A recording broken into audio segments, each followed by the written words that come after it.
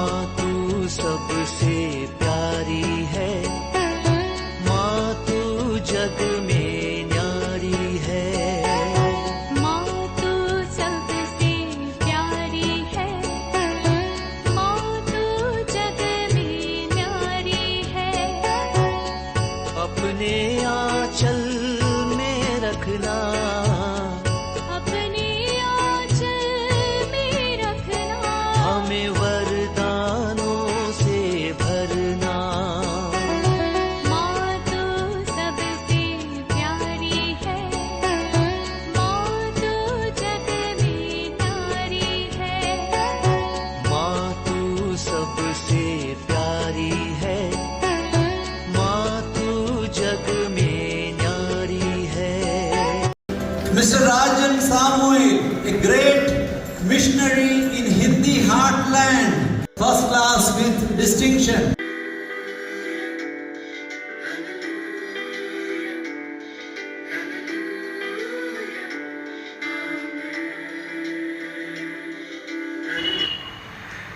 पिता, पुत्र और पवित्र आत्मा के नाम पर आमीन। आप सबों को जय यीशु। हम लोग बीती सप्ताह में तिमोथी का पत्र और तीतुस का पत्र, तिमोथी का 2 पत्र और तीतुस का पत्र, 3 पत्र को पास्टरल लेटर्स के नाम से पढ़ा था।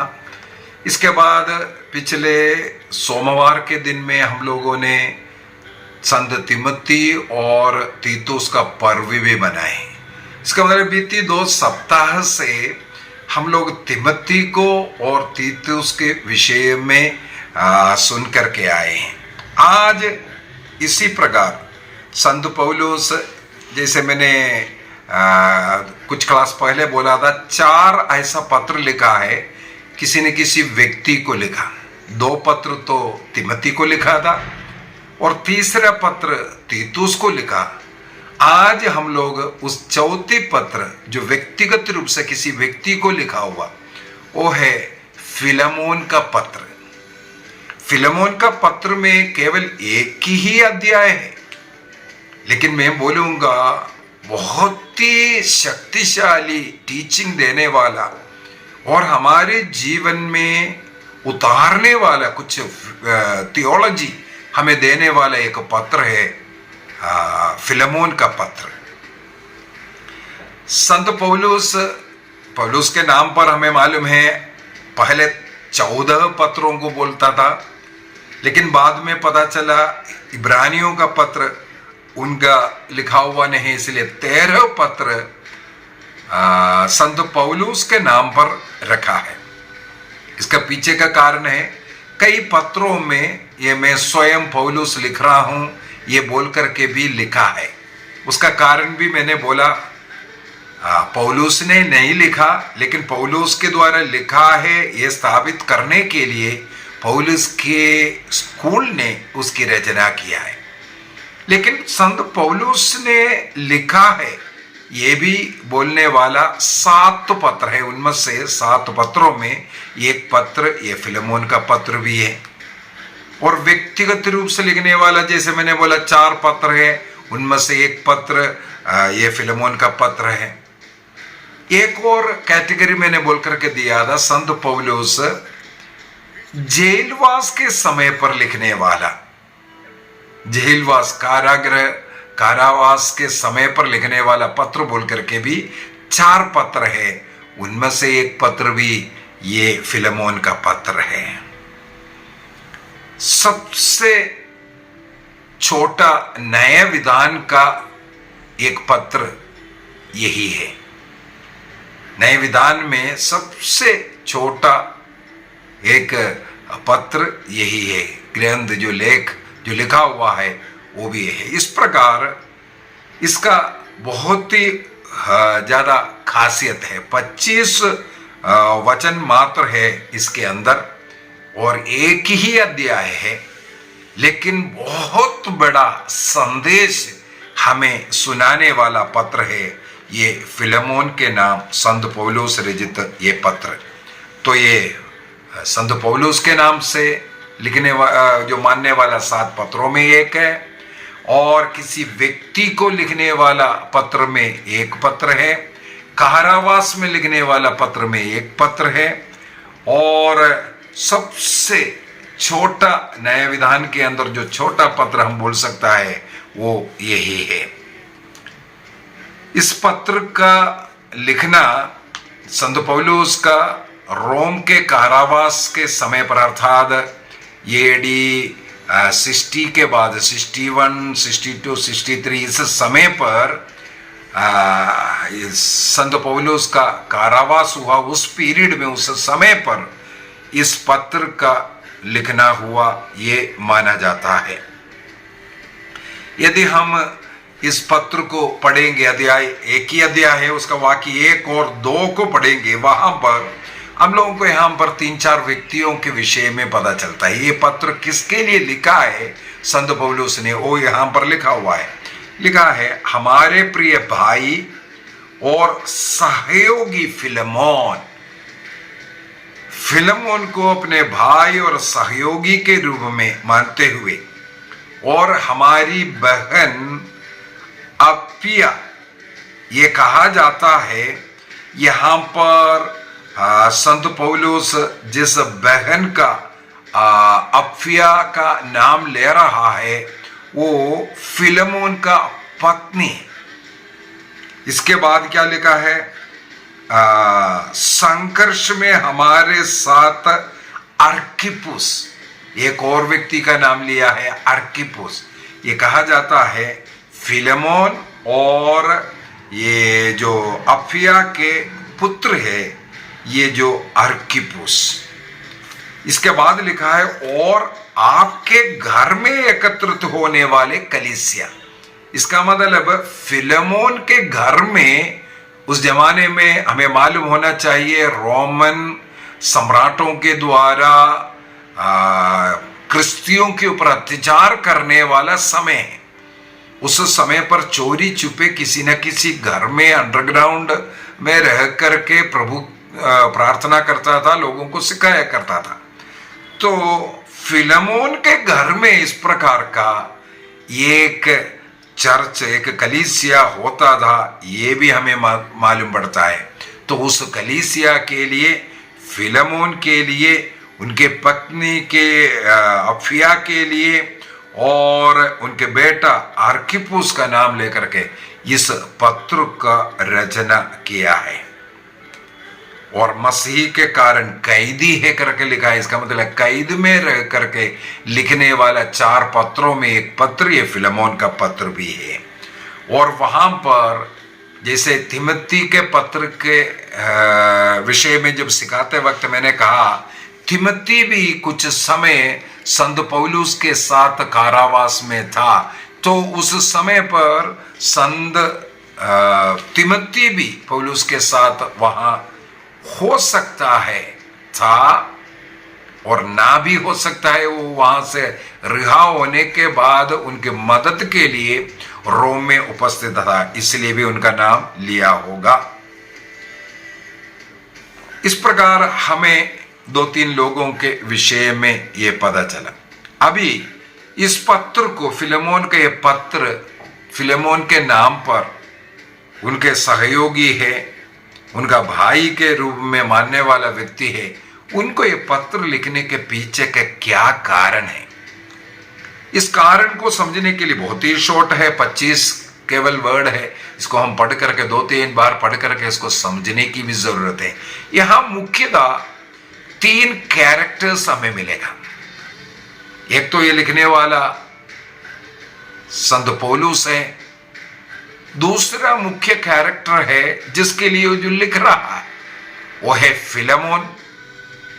अभी तीसरा मुख्य एक कैरेक्टर है फिलेमोन का एक गुलाम व्यक्ति था जिनका नाम है ओनेसिमुस। उनका गुलाम था, स्लेव था। ये 3 कैरेक्टर हमें इस पूरे अध्याय के अंदर, इस पत्र के अंदर मिलेगा। फिलेमोन को लिख रहा है, पौलुस के द्वारा लिख रहा है, और उस ओनेसिमुस के लिए लिख रहा है, अर्थात उनके घर में जो नौकर का काम, उस समय पर गुलाम स्लेवरी चलता था, उस प्रकार जो काम करने वाला व्यक्ति के लिए ये पत्र फिलेमोन को लिख रहा है। ये बहुत ही सुंदर है। अभी ये ओनेसिमुस कौन है, इसको भी हमें जानने के लिए एक दो वचन बाइबल से ही हम लोगों को पढ़ने के लिए मिलेगा। सबसे पहले यदि हम कोलोसियों का पत्र अध्याय 4 को पढ़ेंगे, कोलोसियों का पत्र अध्याय 4, उसके वाक्य 9 के अंदर हमें इस प्रकार पढ़ने के लिए मिलता है। कोलोसियों को संत पौलुस पत्र लिखते हुए उसका जो उपसंहार समापन के उस समय पर आकर के कहते हैं, इनके साथ आपके देशवासी अर्थात कोलोस में रहने वाला हमारे ईमानदार और प्रिय भाई ओनेसिमुस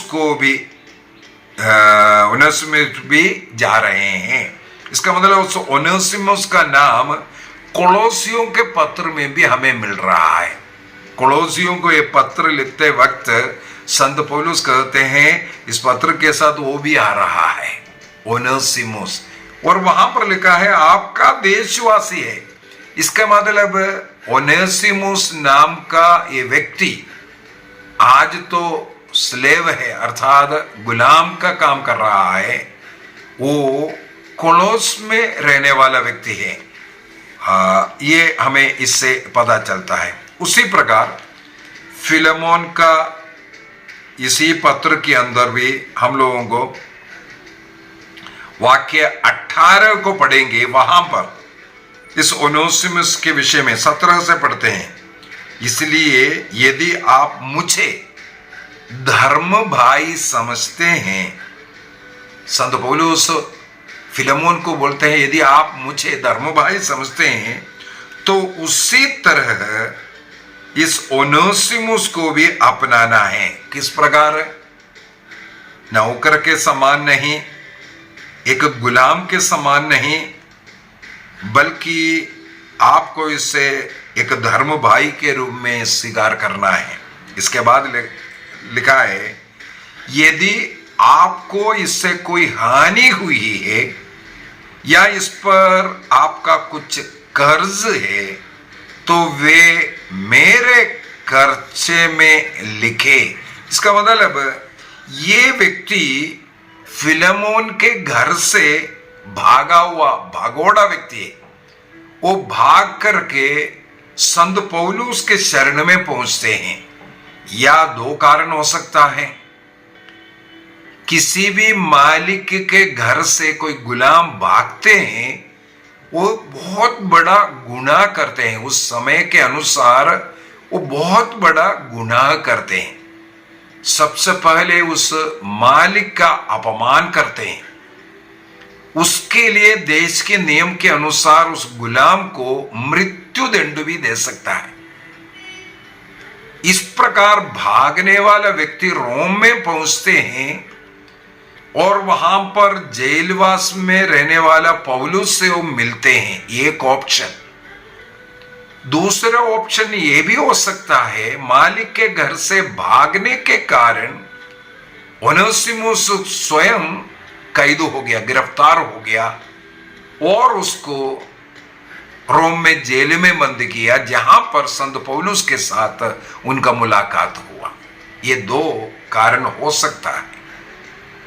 बाइबल पंडितों का मत है इसका जो बेल ज्यादा देने वाला ये है, ओनेसिमुस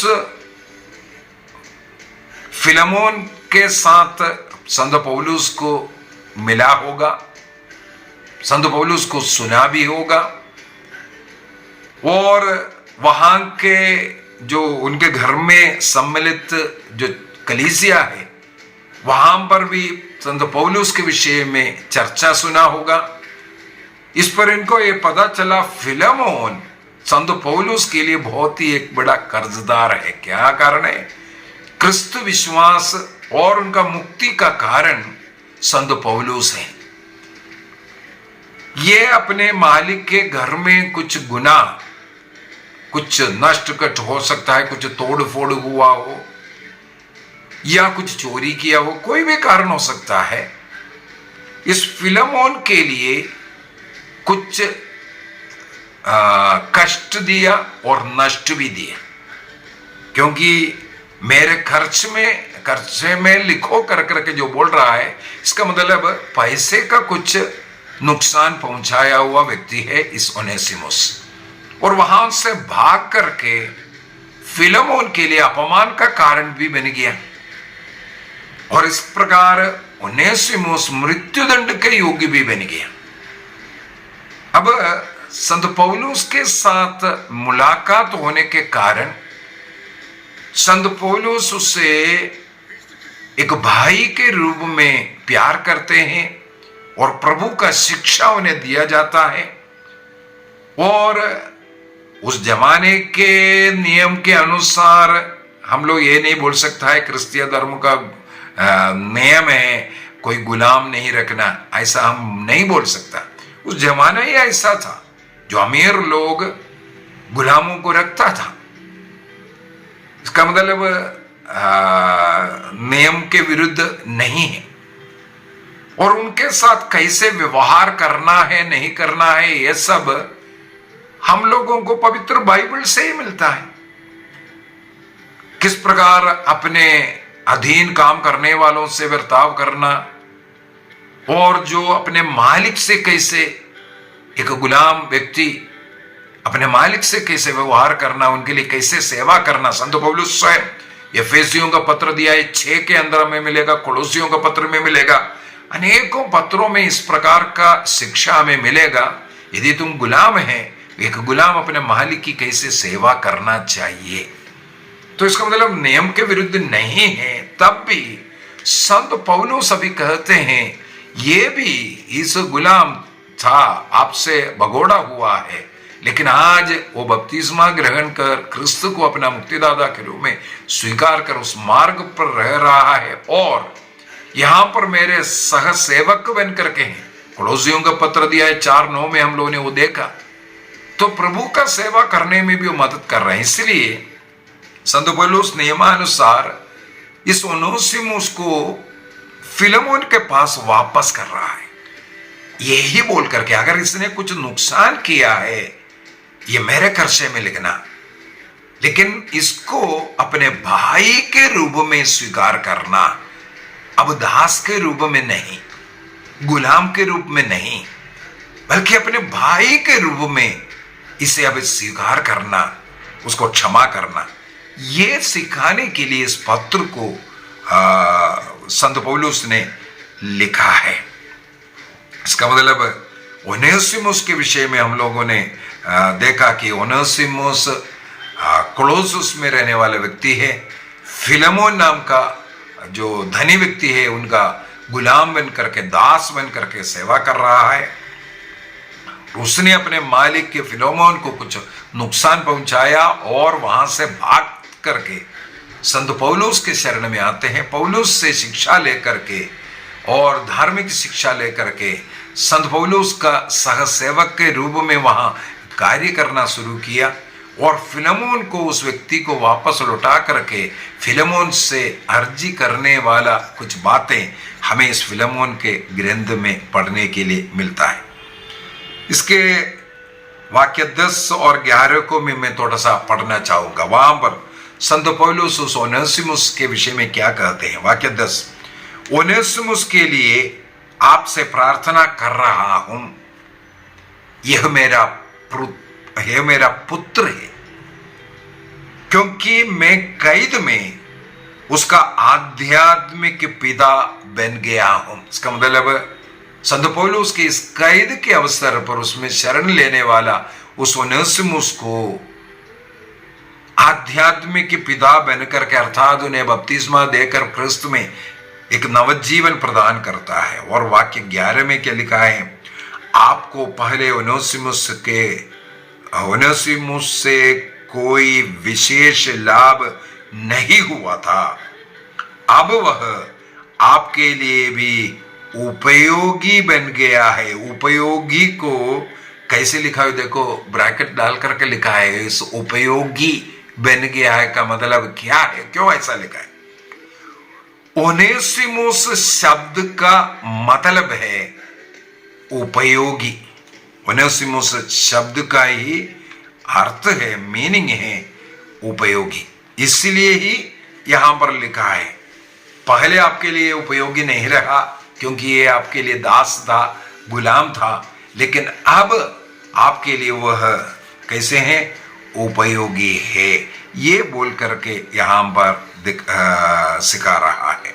इसका मतलब ओनेसिमुस शब्द का अर्थ मतलब उपयोगी, यूजफुल, ये अर्थ आता है उसको, या प्रॉफिटेबल मतलब आपको वो लाभदायक है, इस प्रकार का अर्थ ओनेसिमुस शब्द का निकलता है। उपयोगी, लाभदायक, ऐसा शब्द आता है। तो यहां पर संत पौलुस बोल करके दे रहा है, और वाक्य 12 में, मैं अपने कलेजे के इस टुकड़े को आपके पास भेज रहा हूं। ओनेसिमुस के साथ आत्मिक किस प्रकार हृदय से वो प्यार करता है, उस रिलेशन को यहां पर दिखा करके बोल रहा है, मेरे कलेजे का टुकड़ा है, मैं आपके पास भेज रहा हूं। मैं जो सुसमाचार के कैदी हूं, इसे यहां अपने पास रखना चाहता था, जिससे वह आपके बदले यहां पर मेरी सेवा करे, किंतु आपकी सहमति के बिना, क्योंकि वो फिलेमोन के दास हैं, तो फिलेमोन को वापस कर रहा है। इस प्रकार बोलकर दे रहा है। इसके बाद वाक्य 15 में लिखा है, ओनेसिमुस शायद इसलिए कुछ समय तक आपसे लिया गया था कि वह आपको सदा के लिए वापस प्राप्त हो जाए, अब दास के रूप में नहीं बल्कि दास से कहीं बढ़ करके अति प्रिय भाई के रूप में आपको वापस मिले, इसलिए भेज रहा हूं बोल करके ये लेटर लिख रहा है। बहुत ही हृदय स्पर्शी लेटर, विशेषकर उस जमाने में इस प्रकार सोच नहीं सकता। कोई गुलाम, कोई दास घर से भाग गया है, मालिक के लिए अपमान है और उसके लिए वो मृत्युदंड के योग्य गुनाह है, उसको क्षमा कर इस प्रकार भाई बना करके, दिल का टुकड़ा बना करके रखना, ये उस जमाने में जब ये पौलुस ने पत्र लिखा, ये असंभव था। तो संत पौलुस इस पत्र को लिखने के पीछे का कारण है इस ओनेसिमुस को क्षमा करना और अपने भाई के रूप में, अर्थात उसको दास के रूप में नहीं, उसको तुम भाई के रूप में रखने के लिए बोल करके दे रहा है। इस पत्र को केवल 25 वाक्य है उनका, वाक्य 1 से लेकर के 3 तक हम लोगों को देख सकता मिलेगा। जो ग्रीटिंग मिल रहा है और ब्लेसिंग, अभिवादन और धन्यवाद और आशीर्वाद का भाग हम लोगों को ये वाक्य 3 तक मिलेगा। वाक्य 4 से लेकर के वाक्य 7 तक का वो जो पैराग्राफ है, यहां पर हम लोगों को फिलेमोन के लिए, फिलेमोन के कामों के लिए, फिलेमोन के घर में जो कार्य कर रहा है, फिलेमोन से जो प्राप्त प्यार है, उनका विश्वास, ये सब देख करके उनको धन्यवाद देने का एक भाग है। धन्यवाद का एक भाग सबसे पहले वाले में जो इंट्रोडक्शन था और वहां पर आशीर्वाद देता हुआ, इसके बाद वाक्य 4 से लेकर के 7 तक का वो जो पैराग्राफ बाकी है वो फिलेमोन के लिए धन्यवाद देता हुआ। वाक्य 8 से लेकर के 21 तक का वो जो भाग है, 8 से लेकर के 21 तक का जो भाग है, वो संत पौलुस ओनेसिमुस के लिए फिलेमोन से रिक्वेस्ट करने वाला और हमें कई पाठ बहुत ही गहराई में हमारे जीवन में उतारने लायक थियोलॉजी यहां पर हम लोगों को सीखने के लिए मिलता है। और वाक्य 21 में 8 से 21 तक जो है 19 के वाक्य 22 अभी रहेगा। वाक्य 22 में एक बात वहां पर लिख रहा है, एक बात और, आप मेरे रहने का प्रबंध करें, क्योंकि मुझे आशा है कि आपकी प्रार्थना के फलस्वरूप मैं फिर आप लोगों से मिलने आऊंगा। अर्थात वाक्य 22 के अंदर पौलुस फिर से फिलेमोन के उस कलीसिया में वहां उनसे मिलने के लिए पहुंचने का अपना आग्रह को वहां पर प्रकट करता हुआ हमें मिलता है। और वाक्य 23, 24, 25 यहां पर इसका पाठ का उपसंहार, आशीर्वाद, ये सब हमें मिलेगा। मेरे सहयोगी मार्कुस, अर्स्तासियुस और देमास, लूकस, इन सबों का नाम लेकर के नमस्कार करता हुआ प्रभु का आशीर्वाद देता हुआ हमें मिलता है। इस प्रकार बहुत ही छोटा सा एक पत्र है, फिलेमोन को लिखा हुआ ये पत्र, लेकिन बहुत ही थियोलॉजी और बहुत कुछ अपने जीवन में उतारने के लिए मिलेगा। इसका मुख्य थियोलॉजी यही है, शत्रुओं को प्रेम करना, उन्हें क्षमा करना, उन्हें सहन करना और मेल मिलाप का जीवन, उनसे मेल मिलाप करना, प्यार देना, क्रिस्त का स्वभाव हमारा स्वभाव बनने के विषय में। यदि हम लोग अपने को इस ओनेसिमुस से थोड़ा सा लिंक कर करके देखें, तुलना कर करके देखें, हम इस ओनेसिमुस के समान हैं। जैसे ओनेसिमुस अपने मालिक को नष्ट कष्ट दे रहा है, उसी प्रकार हम बारंबार अपने भाइयों को, अपने घर वालों को, अन्य लोगों को, प्रभु को, सेवकों को सब कष्ट नष्ट देने वाले लोग हैं। दूसरा, ओनेसिमुस नष्ट कष्ट देकर के भगोड़ा बन गया। हम लोग भी इसी प्रकार ईश्वर के प्रेम से, सत्य वचन से सब भगोड़े लोग हैं, ईश्वर से दूर भागने वाले लोग। जैसे उड़ाव पुत्र चला गया, उसी प्रकार जाने वाला इस ओनेसिमुस के समान है। ये ओनेसिमुस जैसे फिलेमोन को कुछ कर्ज का कारण बन गया, हम भी इसी प्रकार अन्य लोगों के लिए प्रभु के सामने कर्जदार बना हुआ है। और इस सत्य से, प्रभु से दूर होने के कारण, प्रभु के उस प्रेम से दूर होने के कारण, पाप के कारण हम मृत्यु दंड के योग्य बन गए। जैसे ओनेसिमुस भी मृत्यु दंड के योग्य था। अभी दूसरा व्यक्ति को हम लेते हैं, पौलुस। एक प्रकार हम बोल सकता है ईसा मसीह का रूप वहां पर पौलुस में। हमारे जैसे पापियों को, ओनेसिमुसों को अपने हृदय का, अपने दिल का टुकड़ा बनाकर के प्यार करते हुए, क्षमा करते हुए पिता से अर्जित कर रहा है कि इन्हें क्षमा कर दो, पिता इन्हें क्षमा कर। इस प्रकार मनुष्य को, पापियों को पिता से मेल कराने वाला उस यीशु का रूप हम लोगों के यहां पर संत पौलुस का, उस मध्यस्थ का, मीडिएटर का कार्य करता हुआ। देखो, मध्यस्थ, संत एक मध्यस्थ है। यहां पर संत पौलुस हमें, हमारे लिए एक कर्जदार, ओनेसिमुस के लिए एक मीडिएटर बन गया है। हमें अपने कर्ज से, उस कर्ज को मिटाने का प्रयत्न करने वाला, वापस उस मालिक से अपने पास रखने रहे, अपने मालिक से पिता के पास, पिता के साथ एक बनाने का प्रयत्न करने वाला व्यक्ति। रोमियो का पत्र दिया है 5 वाक्य 6 से हम लोग पढ़ सकते हैं। हम निसहाय थे, निसहाय अवस्था में पड़ा हुआ था, पाप के दलदल में पड़ा हुआ था। उस समय पर, निर्धारित समय पर क्रिस्त आते हैं उस दलदल से अपने मृत्यु के द्वारा, क्रूस मृत्यु के द्वारा सबसे बड़ा प्रेम का पहचान हमें देने वाला 5:8 के अंदर सब यही बोल करके दे रहा है। वो प्रभु का वो कार्य करने वाला हमें एक पुत्र के समान, इस कारण पिता ने स्वीकार किया। गलातियों का पत्र दिया है 3:28, कोलोसियों का पत्र दिया है 3, अनेकों जगहों पर इसका उदाहरण हम देख सकते हैं। तो उस समय अगर देखा जाए तो बहुत बड़ा क्रांतिकारी कार्य, जैसे ईसा मसीह संसार में आकर के जो प्रेम का भाषा सिखाया, उसी प्रकार संत पौलुस इस पत्र के द्वारा हम लोगों के सामने ओनेसिमुस और फिलेमोन का ये मेल ईश्वर के साथ हमारे मेल के साथ तुलना किया है।